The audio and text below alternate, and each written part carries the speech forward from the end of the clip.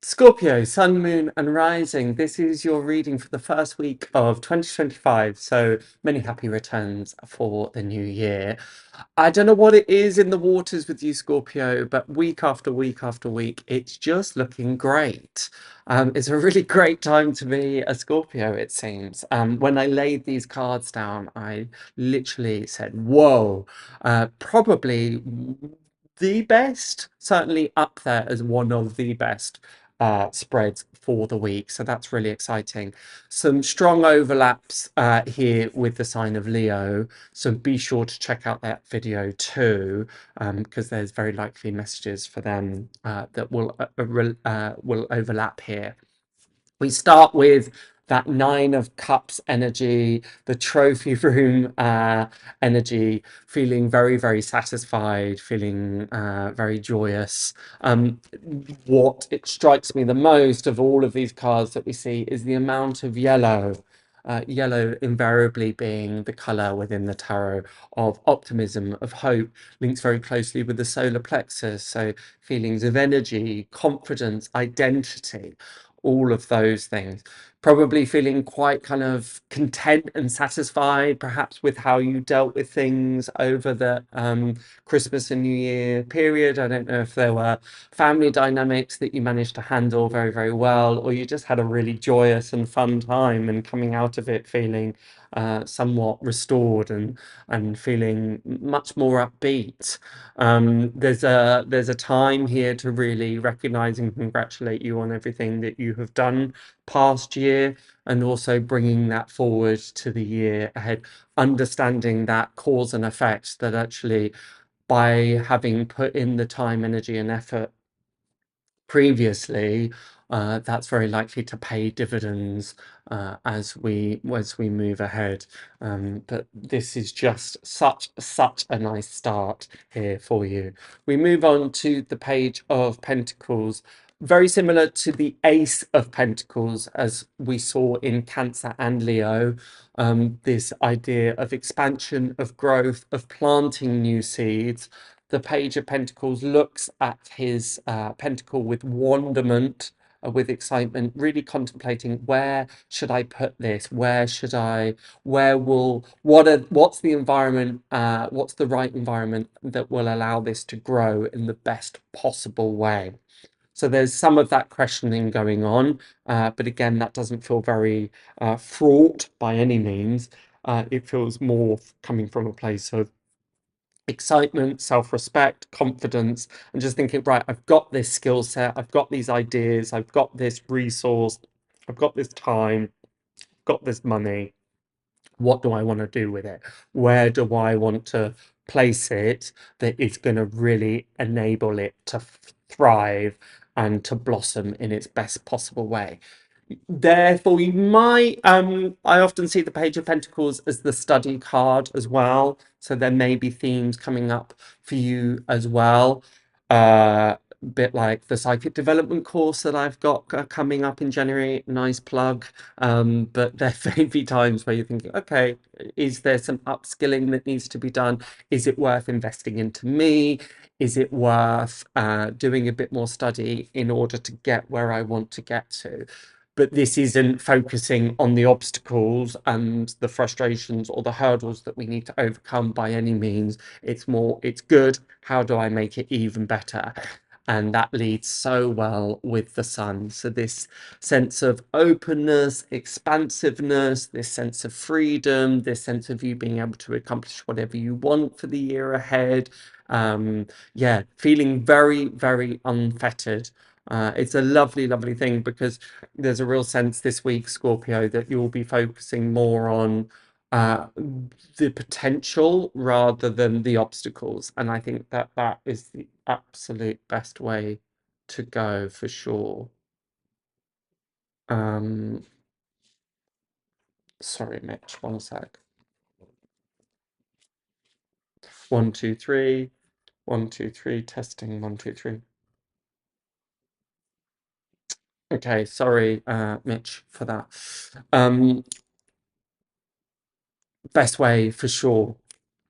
And then that, particularly in combination with the Leo sign here, These part of what I said before is there's a bit of an overlap between Scorpio and Leo, and we have both cards of Leo here, the Sun being the ruler of Leo and the Strength card being the Leo card. Therefore, themes of perhaps what Leo does best in terms of leadership, in terms of courage, being able to bring things out into the world, the confidence to do a lot of that. You may find yourself imbuing some of those personality traits this week, which is really, really lovely to see. There's just a real sense of not holding back, nor do I think you should. It's not a time to be placing limits on your kind of hopes, your dreams, your belief systems by any means. It's go at it full pelt. There was something else I wanted to say in terms of that. Yeah, if you find that you've got Scorpio and Leo within your rising or ascendant moon and sun signs, then it really does feel like a week where you're just gonna go boom and hit the ground running in many, many ways. Very, very exciting, very opportune time there. And what's nice to see as well, we've got the Six of Pentacles as your final card. So you being able to balance out some of these aspirations, some of these dreams, some of these hopes with reality. Something I said to Cancer that very well applies to you as well, Scorpio, is it's a good time to bring your finances back into balance, particularly if we've overspent over the festive period. It's a good time to just pull out the balance sheet. Again, we don't have to be meticulous. We don't have to pour over every penny here. This isn't scrimping and scraving, scrimping and saving in an overzealous way whatsoever. It's more just making sure that we're not setting ourselves up on the back foot, and also looking if there is a surplus. And again, I said this almost word for word to Cancer, so there must be something in the waters, pun intended, given that you're a water signs. But if there is something left over, what are you investing that into? Unsurprisingly, as we move into January, it's not necessarily a time that we're all flush. So it's not a time for necessarily financial risk or splurging, but it is a time to go, okay, I've got this little bit of surplus, or okay, I need to get X, Y, and Z in order, so that I can perhaps make some of these seeds that I want to plant into a reality. To be honest, there's not really that much more that I need to say to you, Scorpio, just because I think you'll know. I think you'll know what's best for you and what the right way is to go, particularly in that combination of the Sun card and the Strength card. When it comes to the tarot, there's no good or bad cards, but that in combination, it doesn't really get any better. I remember last week, I think it was last week, that I said to you, go and check out the video if you haven't already. But I think I said to you last week that you may kind of watch other people reacting in a particular way, making certain decisions, seeming a little bit distressed or stressed or frustrated, and you're kind of thinking, what's going on? Why is everybody taking everything so seriously? And I would say just carry on in that vein. Um, it's not necessarily needed for you to get involved into other people's dramas, or it's not necessarily needed for you to bring that point of comparison and think, well, hang on a second, other people are perhaps a little bit worried. Should I be worried? I feel that if you can just stay upbeat and optimistic, just carry on. Because sometimes there can be a danger with the Sun card and the Strength card that we just assume that we've got it in the bag.